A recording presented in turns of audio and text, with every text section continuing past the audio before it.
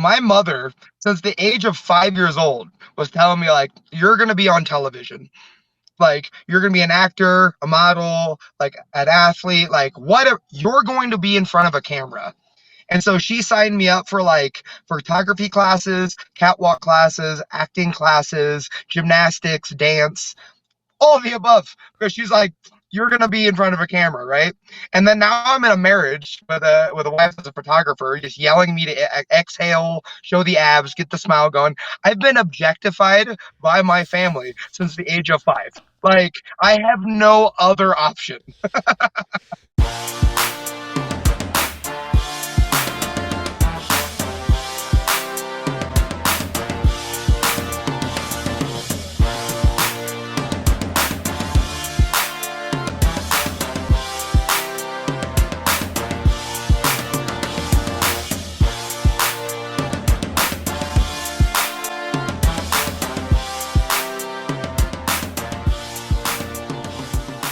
What is up, grappling fans? It is your friendly neighborhood BJJ podcaster, Rafa Esparza, coming to you with another installment of Grappling Hour. We have an incredible guest today, but before we do, hello. I'm glad to see you guys. I hope you're having a good day. I hope you're enjoying whatever kind of things are being thrown your way, whatever obstacles you're going through. I hope that you went to go train today. Here's some good news. The guy who we're interviewing today, UFC fighter, just came from training. And in fact, training ran a little bit longer, so it's going to seem like this was staged because he cannot find a shirt. And he was saying this as if it's a weird phenomenon for him. Because if you look at his Instagram, you might think to yourself, does this man own a t-shirt? If you are ever trying to do business with him, you're thinking, oh, if I'm a clothing brand, am I going to give this guy money? Because I don't think he's going to wear this branded t-shirt. I don't think that's what's going to happen here. But here's some good news. He's going to be fighting in July. Very excited for this. He is fighting a Rafael, which obviously will have a lot of connotation for the both of us. But anytime you see this man fight in the octagon, you know it's a good time. And he's always a pleasure, a delight, and one of our good friends here on the show. Please welcome back our good friend and yours, one, Drew Dober. Drew, how are you doing, sir? What up, guys? What an introduction. I got to live up to that. You're going to be okay. So I think the one thing I forgot to do, I had a joke, but I don't have a teleprompter, so I don't have the words written out for myself. But one thing I was going to say in the introduction and I whiffed on was I was originally going to bill you as model and occasional UFC fighter, Drew Dober. So, Drew, how many photos do you have taken of you modeling things? Because I'm starting to think it's outpacing your fight career at this point. I mean, I'm currently working on getting paid without getting punched in the face. So far, this is all free content. It helps that my wife is a photographer. But yeah, as soon as I can start making some money, just posting things on social media, then yeah, it's definitely be primary to getting punched in the mouth. Well, here's some good news. If it is your wife that is doing this, she knows the good angles to cut. So that's actually a really beneficial thing. So kudos to her for that. But there are some times when I see you like literally chomping on a cigar or just walking outside and I go, this is better than an iPhone photo. Do you have someone just walking around all the time just with camera in hand? Because sometimes it looks like you have a thought and you go, and they go, oh, that's it. I go, who is following this man? I mean, you're pretty damn close. I bought my wife the new iPhone for her birthday. So yeah, I have a person following me around taking casual photos of me. Hold on. Don't tell me that shit's just from the iPhone though. Does she have like an actual professional camera or is that just from the iPhone? I mean, she has both the iPhone and the professional camera and they're both pretty similar. And her like lighting and editing skills are bar none. So I definitely got a good gig there. Yeah. Kudos to your wife. I need to learn from her. I do photos myself and they do not look like that. So she is doing some impeccable work. But I do notice that. So you look like you're having a blast during these photo shoots though. And I'm looking at you and I'm like, man, this dude is going to be set for life because anytime there's a photo of you and like three other people modeling some like new gear, it's always like, you guys are great. And I think to myself, okay, Drew, how hard is it then to go back to start fighting the minute after you're having the time of your life and not getting punched in the face for money? I mean, have you seen me in the cage? It's like equally as excited, right? I'm smiling at my opponent, dancing on the way to my cage, and like whether I'm getting beat up or beating someone else up, man, I'm always having the best time. Yeah, it's true. You I'm you like have the been golden retriever of MMA. is that something that you're dubbing yourself? Because it's not a bad brand, honestly. I mean, it's a shit brand, but I mean, my friends are already say it, so I guess it's stuck. So the other thing I've noticed is that are you hawking? Because you keep talking about these stretchy pants things that I've seen, and I've been like, dude, they almost look super dope to me because I'm like, dude, I wear jeans now if I have to since this pandemic happened. I'm like, if I am wearing jeans in your presence now, you're welcome. Like, it is something that I am doing in a formal occasion. Otherwise, I will be in sweats because I'm between training or going somewhere else, and that's way more comfortable to me. So what are these pants that you're talking about? Because I keep thinking, I'm like, is he gonna sell me jeggings next? Like, I don't know what you've got coming down the line here.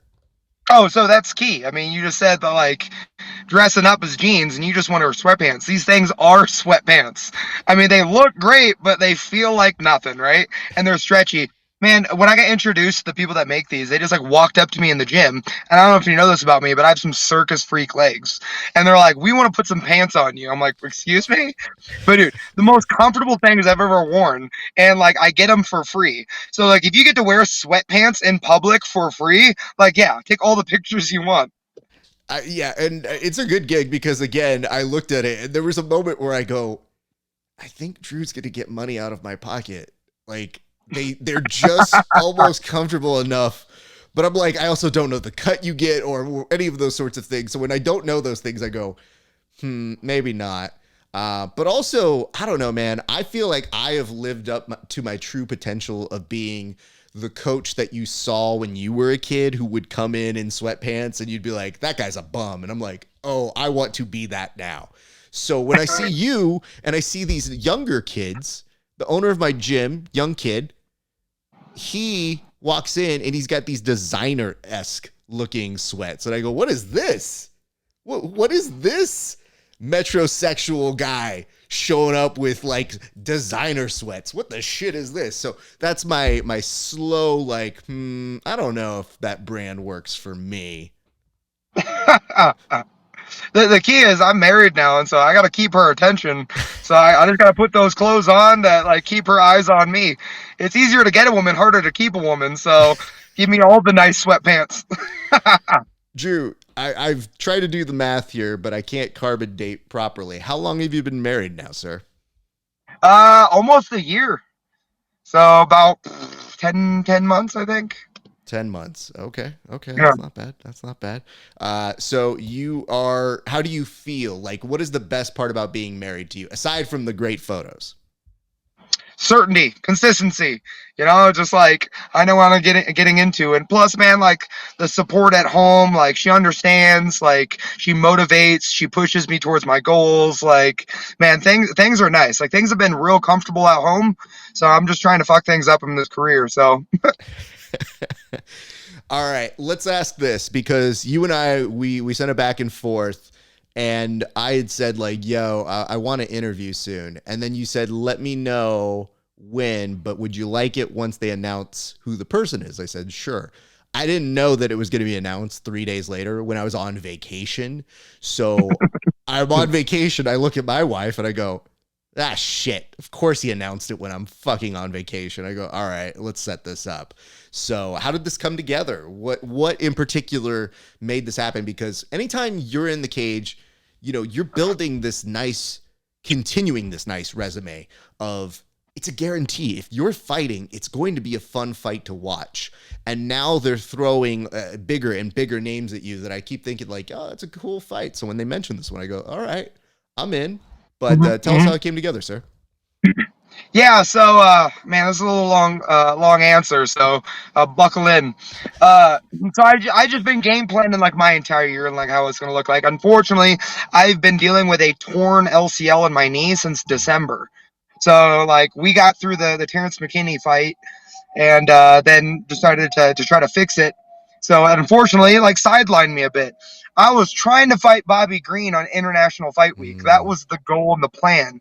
But man, it wasn't in the cards, with dealing with my body and stuff like that. So I just told the UFC I want to fight July 23rd or July 30th. Whoever the opponent, I don't really care. And so they pretty much said, we got you the date, got you an opponent. And I was like, all right, well, it should be any day now when they tell me the who, when, and where.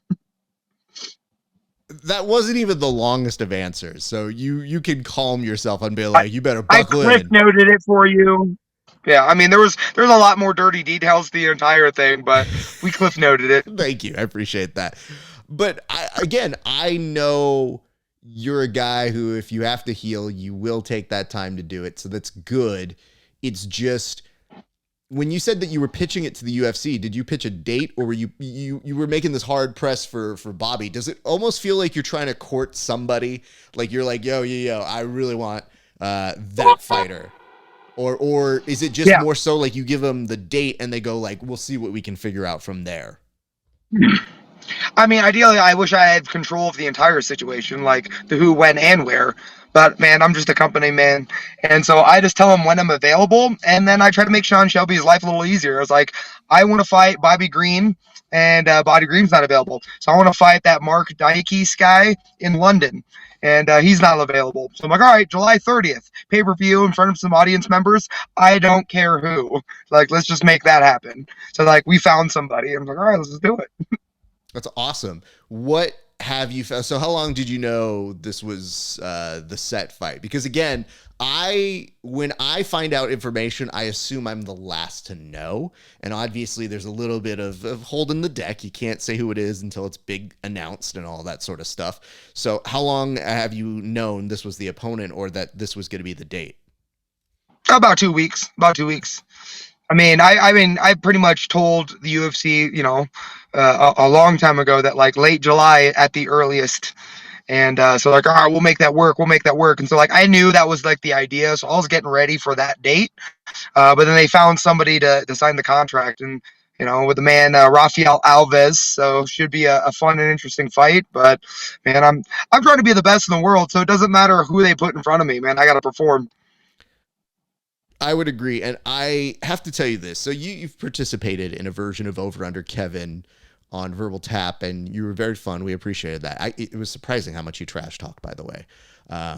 We encouraged it. I just didn't know you would be that good at it and that you would take that much to it, which is, again, something you expect from fighters who can be competitive. It's just, you're so nice to us that it was so jarring that I go, oh my God. Like Kevin and I have a moment off air where I go, Dober really showed up for this episode. So we appreciate that.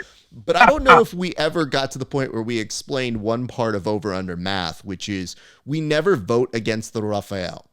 And the reason being is that statistically, every time Kevin, to try and make a point to me, is voted against the Rafael, he lost. So by that math proxy, I don't know him. So he's not my guy. It's just, when I see this, I'm like, Drew, for the first time, I think I'm telling somebody, beat that curse. Like, feel free to beat the shit out of another Rafael, because you've already beaten the shit out of me, and that should not be an impressive mark by any stretch of the imagination. I was say, why don't you just keep at it? Put your money on the Raphael, and then I'm here to listen to your sorrows and woes after the Oh, fight. wow. You lost a lot of money. I feel bad for you, but I support your enthusiasm. Like, I'm here for you. I got a shoulder to cry on. There you go. Thank you. I appreciate that. I did note, we were just, I think, talking with Gabe Green, who said that he bet on himself. And he's like, yeah, he goes, sometimes I figure it's a nice way to get bonus money if I don't make the bonus money. He's like, it's just extra incentive to try and finish some shit. And I go, that's a pretty smart method. So what did that process look like if you had to take some time off? Like, what did you end up doing when you couldn't necessarily train or get out there? What was preoccupying your time at that moment? Man, all of it was just such a pain. I mean, I never really had a significant knee injury, and so like this one was just like it was annoying for too long. And so, man, for the last like couple weeks of my camp, like I was doing minimal jujitsu and minimal wrestling just to save my knee. Mm-hmm. And then like yeah, just babying the thing forever, and it was painful. And then after the fight, just like, all right, we got to get this thing healed up. But then like doctors are saying like, oh, it's gonna be like 6 to 8 weeks. I'm like, oh, that's too long. So like I got the PRP, injection, and I was just doing the PT, the rehab, the everything for it. It was really a whole lot of brainstorming and rough draft, watching film, watching technique. I watch a lot of film myself, like past fights, against like my fight with like Islam and whatnot. And there's mistakes, and where was my mindset at that led to those mistakes? How can I rehearse like proper like technique? And so, really, we've been doing for the last like 6 weeks, which is just healing and then game planning and just figuring this out. And so now we're on the execution phase. That's awesome. I'm glad to hear recovery went well. So you weren't, this is my big fear for you because I don't know that people know this, but you actually eat like a regular human being, which is one of the reasons why I do like you. And just this past week, I was off from training myself for 10 days and it was miserable, but I ended up just eating like a regular person and having all the food possible. So were you giving yourself permission to do that, or was it still in the back of your mind, man, the more I put in, the knee, I don't want to overdo it when I come back? So was that part of it? And at any time, did you sit down and start binging shit, or were you playing video games? Like, what was happening for the fulfillment of the other side of your brain? Dude, yes to all of it. I mean, to be like technical, like eating a high fat, low carb diet is very beneficial to like recovery, tendons, brain health, all that kind of stuff. So I was eating like a caveman, but like yeah, going nuts. Like I'm getting some prime ribs, some rib eyes, like just killing it in the meat department. I got myself a Traeger smoker, so we were hitting like pulled pork and brisket and just killing it, right? So as far as dieting goes, I mean, I give myself a Saturday to eat. Like, yeah, last Saturday I had some like tacos, fun stuff. Um, but yeah, just keeping in mind too that I gotta perform. You only live once. You're only in the UFC for a short period of time, so we got to be ready for anything and everything. So it's always just being mindful while being an enjoyment. Now, as far as like the hobbies go, yeah, I always kill it in video games. I'm not much a TV show movie person, but I kill these games, and I mean like some crappy RPGs, the indie games, like things that if I start mentioning it, only a select few will know what I'm talking about. So, okay, maybe we should go down this route because this might open up a new venue for fans for you. You've cornered several markets here. It looks like you're cornering the model area. You're cornering the hey, here are some stretchy pants sort of yoga folks. So why not go the extra route and start getting some of these Twitch nerds because they pay, and it may save you from having to do an OnlyFans if you end up doing video games. So what kind of video games are we talking here, sir? Either like real-time strategy or RPGs. Like real-time strategy, I've been playing the new Warhammer 3 uh, RPG. Man, there's like indie RPG, Disco Elysium. Literally, you're gonna have to Google it. It's strange. There's like a Wild West one. I can't remember the name. As far as ones that people can recognize, I just started replaying the BioWare game, Medieval Dragon. God, I can't remember. Dragon Age. So I'm starting to realize how you're picking some of these video games. Is there a dragon involved? Okay. always. Is there a strategy involved? Okay. So when you are doing this, like, does your brain, like, how long are you on a session for these video games? Like, if you play a video game, like, how long are you in it? Because I know when people say that they're not big TV or movie people, the thing I like about that is there's usually a finality. Like, my schedule's busy enough that I can maybe give myself at max a show per night, maybe 30 minutes, an hour. And then on a special occasion, I get a movie. And that's kind of my crack. How long are we talking for a video game here? I mean, if I don't have anything I have to do in a day, there goes the day. Like, I'm playing games that, like, it's time investment. Like, we're hitting that 40 hours a week, you know? Um, but I mean, it's give or take, you know, Monday through Friday. I got training to do. I got to defend myself for a living.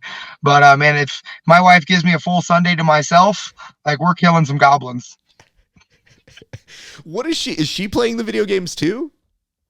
No, no. Like, the theme of our our marriage is "Let me miss you." You know, so man, she's got her crime shows that she absolutely loves, and I got my video games, and so we do the parallel play where, like, I'm in the other rooms doing my game, she's doing, and then we come together and we talk about it. We have something similar in our household. My wife is big into true crime as well, so I share your understanding of that world. However, I'm not even the most popular podcast in the house. She like comes home and tells me like, "Oh my God, my favorite murder ladies were talking about this on their show today." And I go, "I have a podcast too, you know." And she's like, "Right, right." But they had this really funny joke that they did. I was like, "I have funny jokes on my show." And she's like, "No, Yeah, yeah. no, but they're great." You And I go, have like shirtless weirdos talking about video games. Like, it's just not, it's not crime, all right? Dude, Like, so to be we're fair, trying to make it exciting. this is a two-sided thing, because normally if she saw that I was interviewing some dude with their shirt off, she might be like, "What are these interviews?" And I'd be like, "Eh." But I think if she did tune into you, because she has seen you fight, so she is a fan. But I think if she tuned into this particular one, she'd be like, "I like that Drew Dober." And I'm like, "Are you just saying that because like the dude's not wearing a shirt and he fights the UFC?" She'd be like, "Probably. Yeah, not gonna lie." So I'm just trying to increase your viewership. You know, we're hitting those new fans. you say that, but you know what, dude? I think you know as well as I do, which is it does prove those memes correct, which is when you get a better body, you don't get all the women you thought you would get when you were a kid. You get dudes who are like, "Bro, looking cut. Look at that, man. What are you working on right now?" I'm like a sports car. I'm like, you think I'm gonna get girls, but really it's just all the dudes are like, "Man, what's under that hood?" You know? Can I ask, what has been the weirdest interaction with a dude or a bro, given any of the number of photos that you are putting where you're like, "I'm in shape. I feel pretty good about myself"? Have you had any? Because I can't imagine, with as popular as you are and as much as you have as a following, that you haven't had a few. The first thing that comes to mind is being recognized at the urinal. Just like, I got both hands busy, it's out and about, and they're like, "You're Drew Dober." I'm like, "We're having this conversation. You couldn't wait to the sink? Like, I'm gonna watch dick in hands and recognize me and wanted to talk about it right now." I mean, so I think from the fan perspective is they think they're going to miss their moment. And the idea is, it's like, if you are being recognized, you kind of want it to be like, "Hey, dude, can it be outside or, you know, not in here?" Because I'm not as well known as you, but I have had people who want to start conversations with me because I talk for a living in inopportune time and places. And I've learned to be like, "Hey, you know what? Give me a minute and we can talk over to the side. But I am performing open heart surgery on my friend. This is probably not the best moment." You know, like stuff like that, where you look at them and you go, I don't think they have that social gene that understands it's a bad time. But you don't have people sliding into your DMs, because as it is, I just know that Instagram is a weird AF vibe, period. And that when you put certain hashtags up, you were inviting people who may not be UFC fighters or even follow that, who just go like, I don't know what this guy does, but okay, I'm just going to tell him something. I mean, I think I got a good blend of positive, negative messages in my DMs. I still get the guys that like wish death upon me. I get like the weird flirtatious messages, but I mean most of the time it's pretty mediocre. It's fairly boring if I'll be honest, with the occasional interesting. Who's trying to kill you though? Is it just because you're fighting one of their guys? Because you don't talk trash about opponents. You aren't that person. Most of your post pressers are usually super nice and very courteous, and people in press row will know what I'm talking about, which is that doesn't happen. Most of us do not get acknowledged as people when we work those things. Yeah, no, I just think people just don't like my whole like modeling thing. So I usually get the like, shut up, stick to modeling. Like, why don't you go die? I mean, like I said, it's kind of frustrating. Like I post a selfie, and people are like, "Man, don't be like, quit being a model in this stuff." Like I see Islam posting a selfie, and everyone's like, "Wow, what a great wrestler." I'm like, people don't take me seriously because I have a fucking jawline, you know? Like I'm just posting selfies, and we were like, "Quit being a model." I'm like, I wasn't trying to actually. Yeah, okay. Like, I give you occasional shit, but it's mostly out of the sense of like, I don't know that I'm smiling this much when I'm punching somebody, but we are different people and we've established that continuously.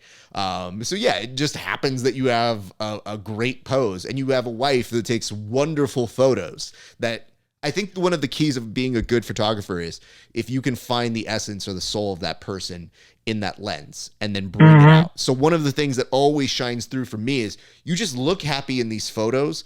And that's how I just know. I'm like, no, he's feeling good. Like he's at a good place in his life. He likes being a fighter. He's successful at it.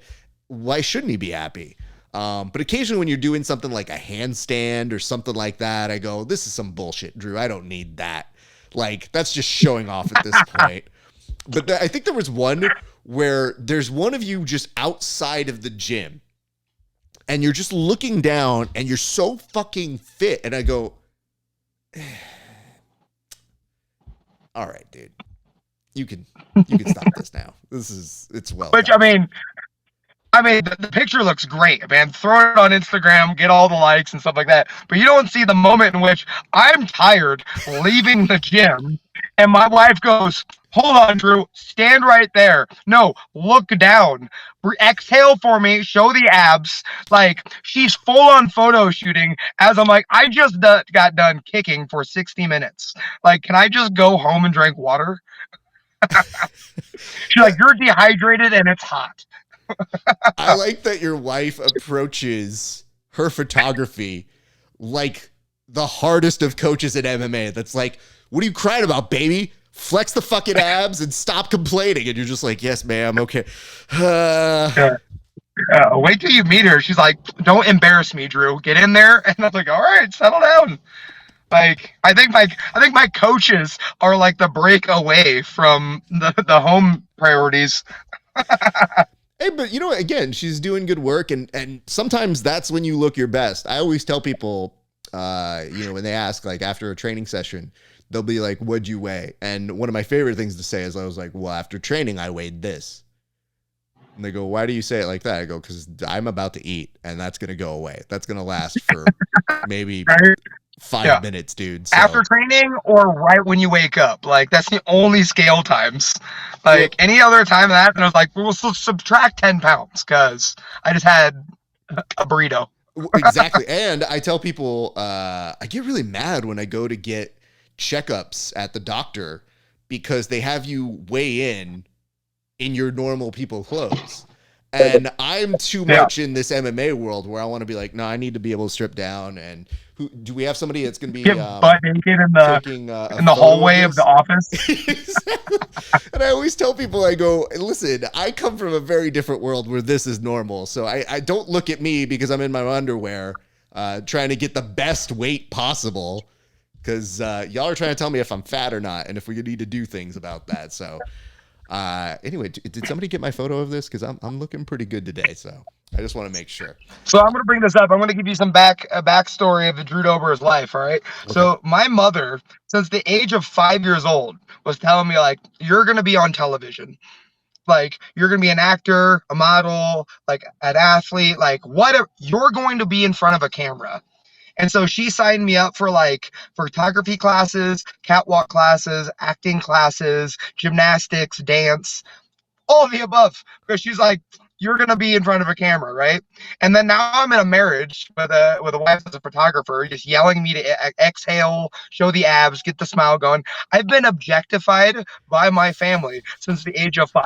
Like I have no other option. Can I bring up something here because I'm starting to think more and more about it. I think what we need to do is we need to sit down as you start to get done with this fight career, and we need to have a moment where we write a script and pitch the reboot of Zoolander for you, because I think you're already ready for all of the yelling out, because it's akin to when they were yelling at shit at Zoolander and he's just looking all lost. And that's how I now imagine your life being, of being like, please leave me alone. I want to eat. Question for you though.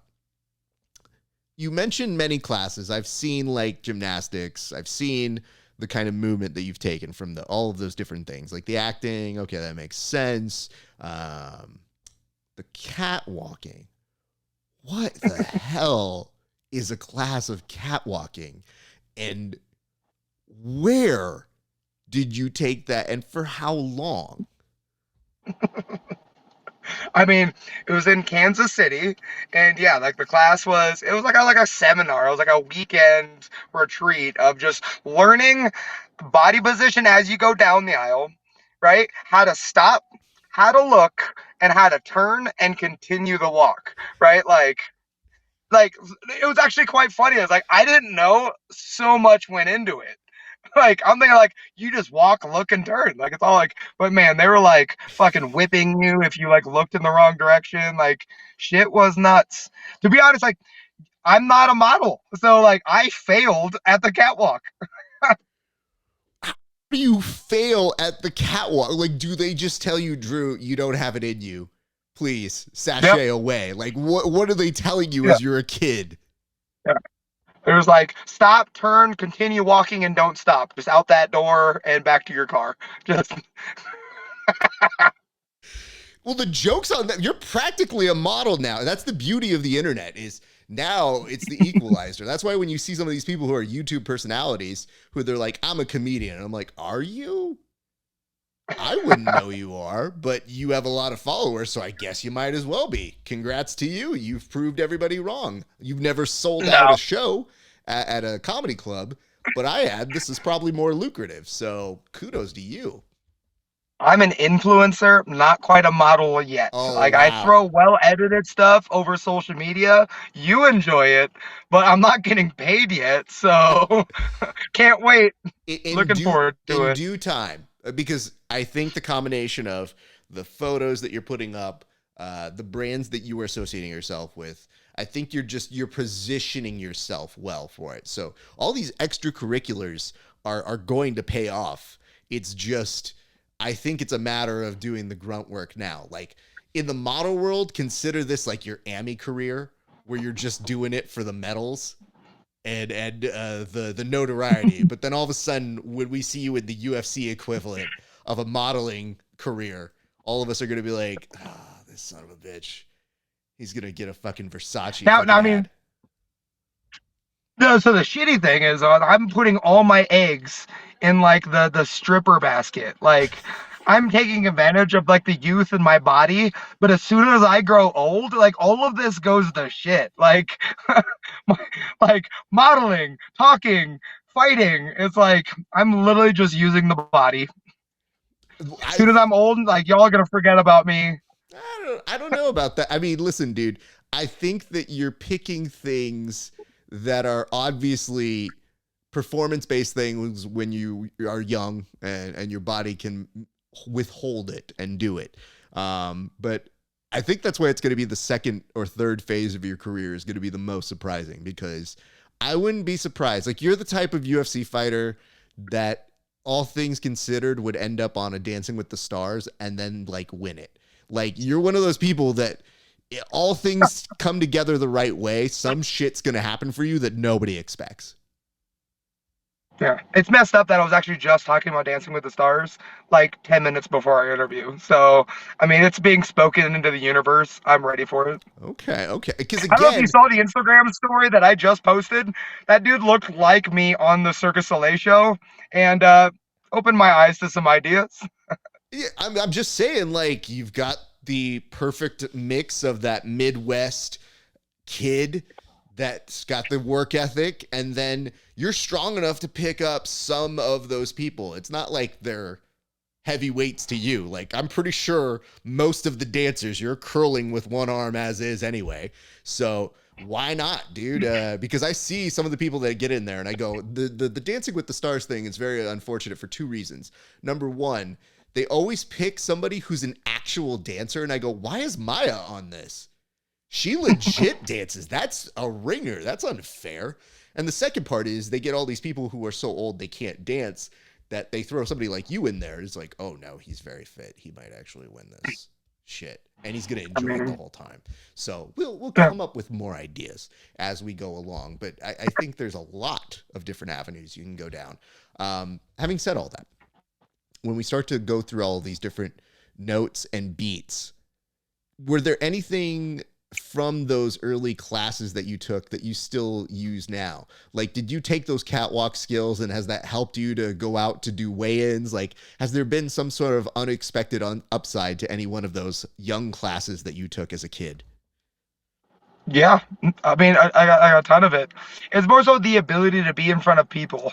Like prime example, like just the average person coming out of the pandemic. Man, we had to relearn how to be in front of strangers again. And just having that ability to like maintain eye contact, just like communicating, reading body language, like all of it. Like those classes definitely taught me that stuff. But man, it just wasn't as glorious as fighting. Like as much as I would want to do like bodybuilding, modeling, all that kind of nonsense. Man, nothing can simulate the moment of just winning a fight, getting the hand raised. And so, man, like on top of like all those classes, learning the things, man, just I learned that glory is kind of my number one. And so no matter the smiling, the dancing, the walking, like I want to be a gladiator for sure.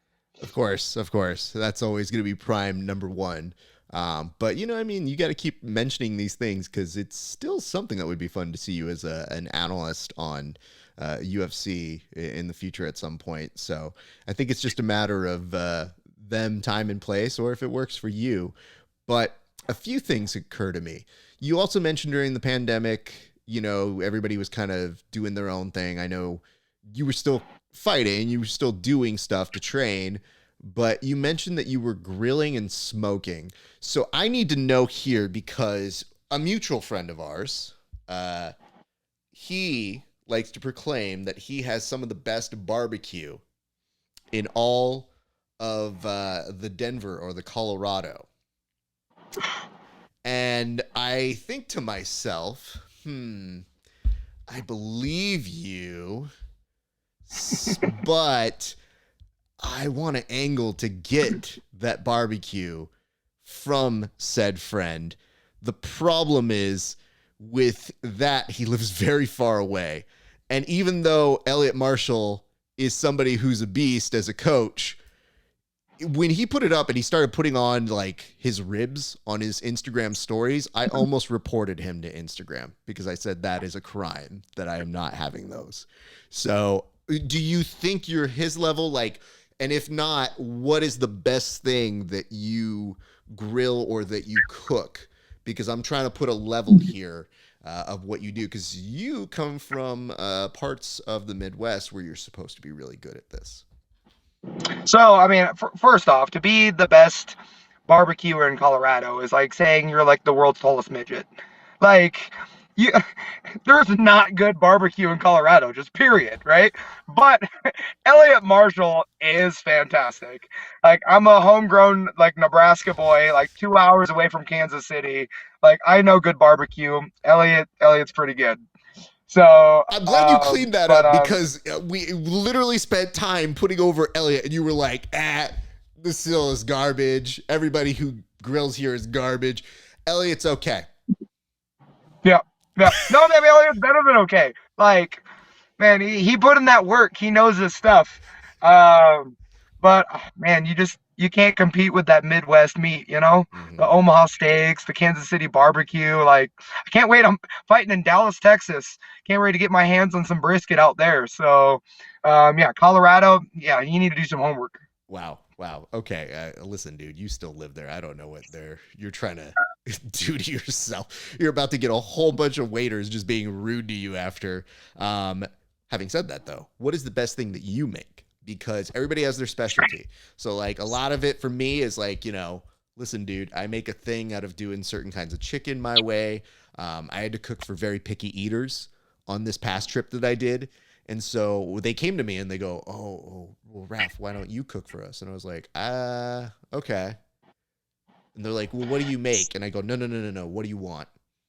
And they go, well, what do you make? I go, you're the picky eater. You tell me, because otherwise I'm going to make something and you will bitch about it and I will never cook for you again. So that's my style of shit. So what is your like go-to stuff? And if so, Mine, yeah, dude. Like my favorite things are all like caveman eating. So like my grill smoking and roasting, like on point. And so, man, with my career, like I'm constantly dieting and stuff like that. So like proficiency, I lack. So like I can kill it like one time, but like there's not any like go tos. Like my wife really loves when I throw out the cast iron and like put some meat on it. So, but I just bought my Traeger, so I'm working out the kinks. I did some salmon and some ribs, and man, not my best work. We got some improvements. So like I'm not here to brag. I'm just saying I'm here putting in the work.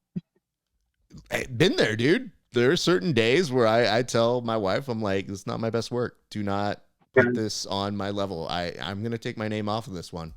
And, it's always like, I always think to myself, I do a lot of my own meal prep. So I tell her, I go, I'm sorry, it's going to be real boring, but Yeah. it's consistent. It's what you got to do. And Now, there's a day where I just, I worked as a baker for 2 years. So we're talking about like unused skills. Like I don't know the next or last time I've ever like fried a donut, but I have those skills in my back pocket. it's a good thing to have. And it's always, you're a success story from that, especially if they go, wait, he looks like that and he was in a bakery. All right, I can live the dream. I can make things happen for me here. I chewed a lot of gum, just a packet a day. Yes. It's oddly one of my tricks too. I tell people, they're like, why are you always chewing gum? And I was like, because I want to be fat. I'm so hungry that if I don't do this, I might just eat everything around me. Drew, tell me this. You got on a pay-per-view card. Like, it's a pretty good card. They just made the announcement for the entire full thing. What are you feeling? You mentioned it's going to be in Dallas. What has live crowds been like for you? Like, what has it been like to be able to perform with that energy, like, again? I love the crowds, man. I had the like almost fight of the year fight with Brad Riddell, and I was in front of the Glendale, Arizona crowd, and man, picture perfect, beautiful, amazing. I had to take a step back and go back to the Apex. I was 0-2 in 2021. So we had to go back to the proving grounds, do the Apex thing, and man, I'm so excited to be back in front of an audience again. And there's something to be truly said about hearing the fans, feeling the energy, and being all around it, man. This fight's definitely far more exciting. And how was it for you navigating some of those fights during the pandemic? Because it was such a weird time for us, but you guys were providing us with entertainment during ridiculous times. But it was very cool to see you get some very different experiences just in terms of like life and fight experience, of being able to do some stuff. So what was it like for you? Yeah, I think it was humbling. It wasn't strange. I mean, I competed in Muay Thai in Iowa. Like nobody shows up to that. Like I've fought in like empty auditoriums. Like it's not new to me. So the whole Apex thing just kind of reminded me of like where I started and where it all began and what we worked towards. And so it was humbling and exciting at the same time. It was just, man, like I'm fighting for the UFC, but I remember when I was doing all of this for nothing, right? And so now I get to fight in front of an audience. I get to like, be a part of the lights and the crowd and hear Bruce Buffer and all that stuff. And so, man, it just reminded me, right, that you got to like take your blessings and be grateful. And yes, I've been with the UFC for 8 years, but I'm equally excited now as I was when I first began. Yeah, I mean, you're one of the few people who looks younger now after 8 years of being in the UFC. Most people get a little banged up where I'm like, wait, am I older than Little Nog? Well, I think for me, the bruising is really tight in the skin. So I'm just getting like a vampire facial like every single fight. So it's like my skin is like refreshed and new all the time because Terrence McKinney's trying to take it off. Well, these are good things to hear, man. And one of the things that's so nice for us is we watch what you're doing, we watch you getting back out there, and we get super excited for what comes next for you. And obviously, like, there's a good return on investment on when we see you fight. So I think it's still weird to me that they have an element of still being surprised on the commentary whenever I hear your name get mentioned. They're always like, oh my God, Drew Dober just did this. And I was like, I've kind of come to expect these things. So it's kind of nice, I'm sure, for you that you're still able to surprise these things and get that sort of feedback. But what does fighting mean to you now? You mentioned being in the UFC for 8 years. What does it mean now versus what it meant maybe 8 years ago? I think I lost track of what truly matters. And once I got ranked at like 13 or wherever I was, and I was fighting like the Islams and stuff like that, and man, we were chasing that belt, and we're doing everything we need. I forgot that like it doesn't matter. Like Benil Darush, love the guy to death. But he's sitting like second, and how much buzz and excitement does he bring versus like a Justin Gaethje, right? It's all about how you fight, and it doesn't matter who you fight. So, man, I got back to like, I don't care who I fight, man. As long as he's able to put his foot on the center and like draw a crowd, like I want all of it.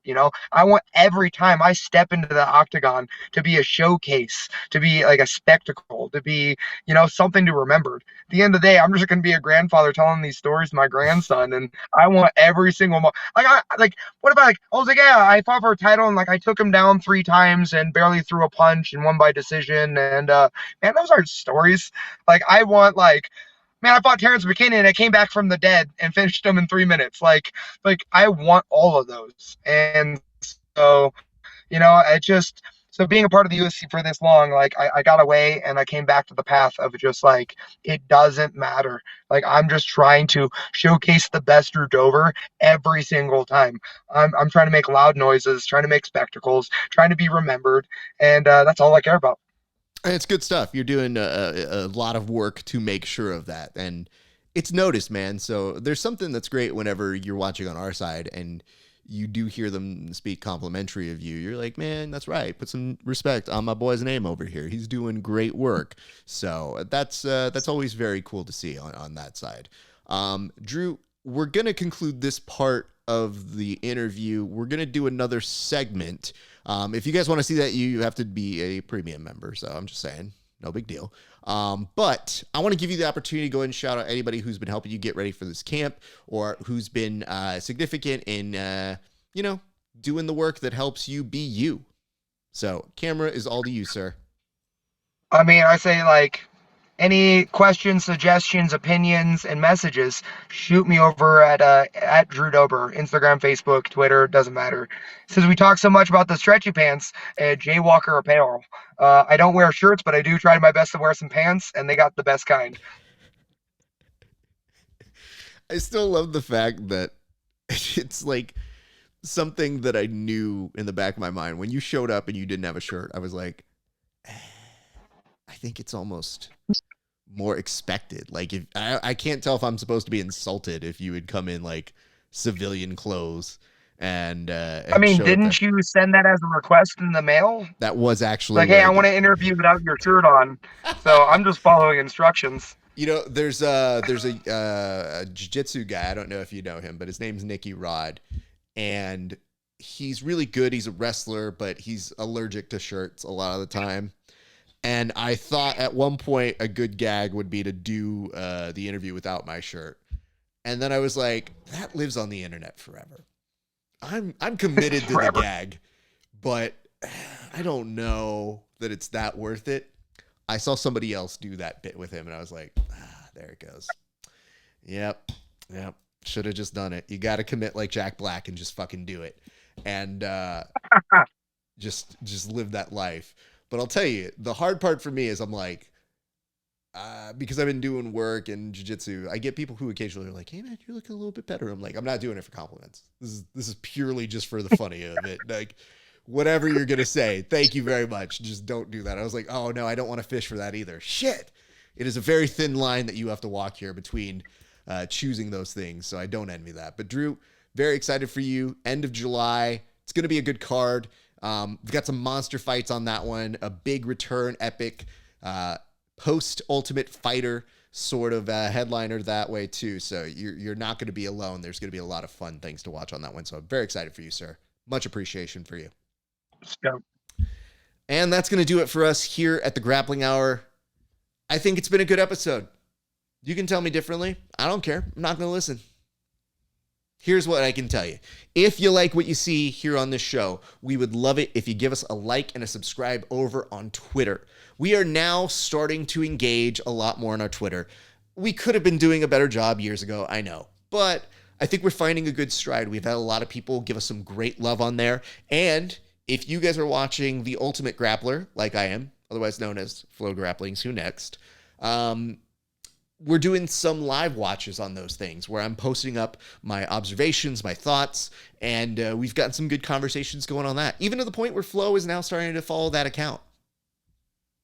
So if they can follow us, why can't you? I don't hear any reasons why.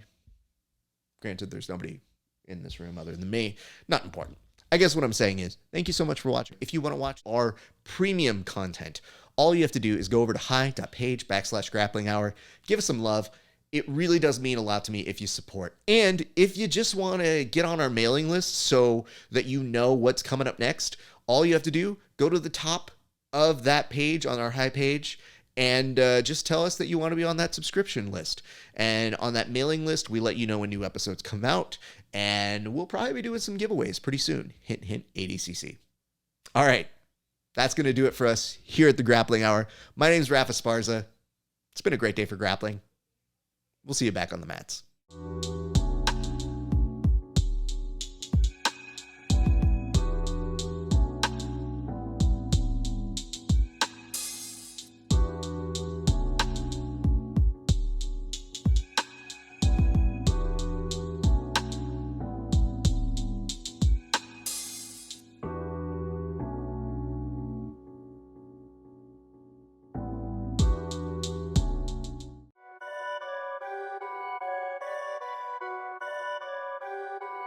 Perfect.